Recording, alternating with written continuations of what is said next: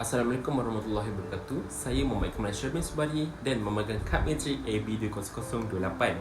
Dan saya merupakan daripada Fakulti Pendidikan Teknikal dan Vocational, iaitu dalam program Multimedia Kreatif. Dan saya juga merupakan pelajar dari Seksyen 6. Saya akan membawakan refleksi tentang filem yang saya tonton, iaitu Laskar Polongo yang telah diterbitkan pada tahun 2014. Saya akan buat penerangan dari segi pendekatan pengajaran dan pembelajaran, strategi pengajaran dan pembelajaran, kaedah pengajaran dan pembelajaran, dan karakter guru itu sendiri. Pendekatan pengajaran dan pembelajaran. Berdasarkan apa yang saya telah tonton dalam filem ini, saya mendapati bahawa guru dalam filem ini, iaitu yang telah diberi nama sebagai Cikgu Muzalifah, telah menggunakan pendekatan secara pengajaran induktif. Pendekatan induktif ini telah melibatkan aktiviti, iaitu mengumpul dan mentaksir maklumat-maklumat, kemudiannya membuat generasi ataupun kesimpulannya. Dalam penggunaan kaedah ini, guru akan memulakan pengajaran dengan memberikan beberapa contoh yang khusus tetapi mengandungi satu prinsip yang sama.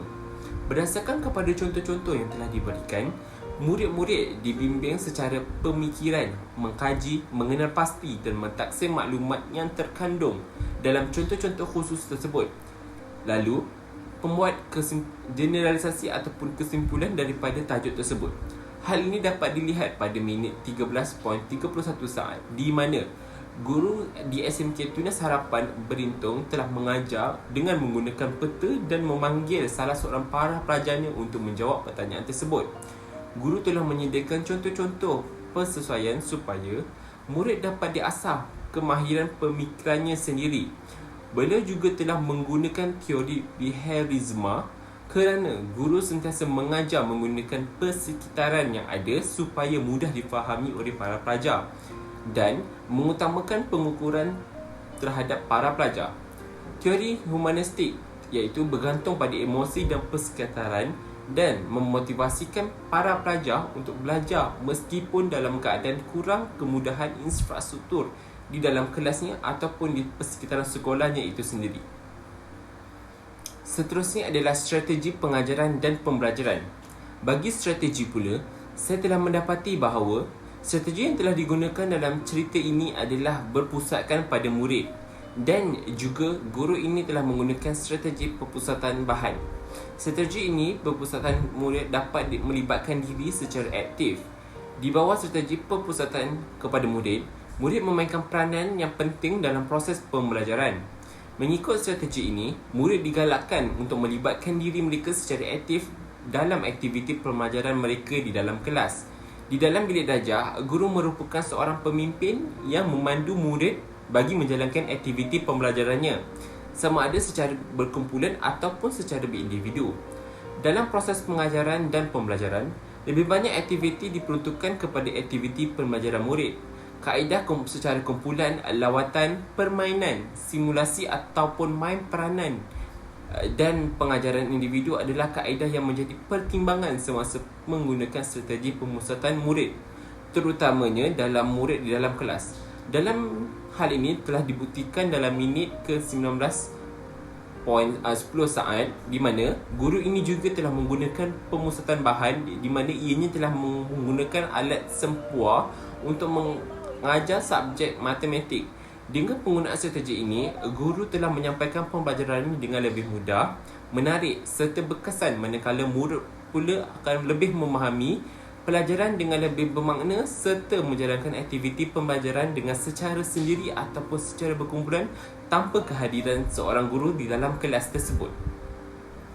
Kaedah pengajaran dan pembelajaran. Kaedah yang telah digunakan dalam filem ini adalah kaedah latih tubi yang telah dibuktikan pada minit ke-17.53 saat, di mana sumasaran telah digunakan dalam hal ini.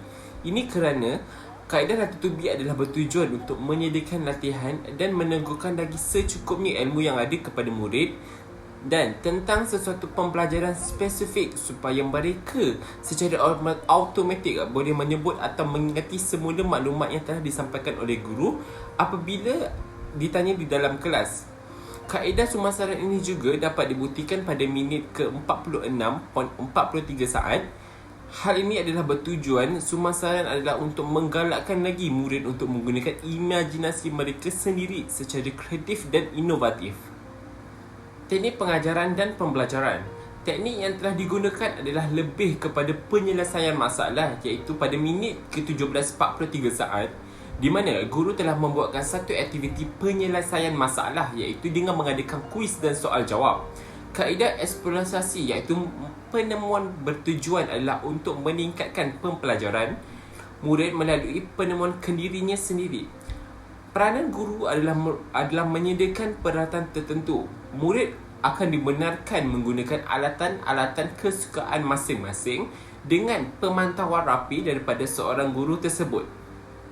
Karakter guru. Karakter yang ada pada Cikgu Muzalifah ini telah menunjukkan bahawa beliau adalah seorang guru yang profesional serta bersopan santun. Hal ini kerana beliau tidak bercampur adukkan hal peribadi dan profesionalnya sebagai seorang guru. Hal ini telah ditunjukkan pada minit ke-25 minit per 18 saat. Beliau juga merupakan seorang guru yang sangat bertanggungjawab dan sangat peka terhadap masalah yang dihadapi oleh para pelajarnya sendiri.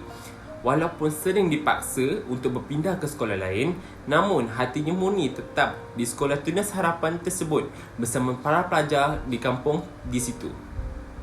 Akhir kata daripada saya, setiap khalifah di muka bumi ini mempunyai potensi untuk dikembangkan, namun hanya penerimaan dan cara saja yang berbeza. Itu sahaja penerangan daripada saya. Sekian, terima kasih dan jumpa lagi.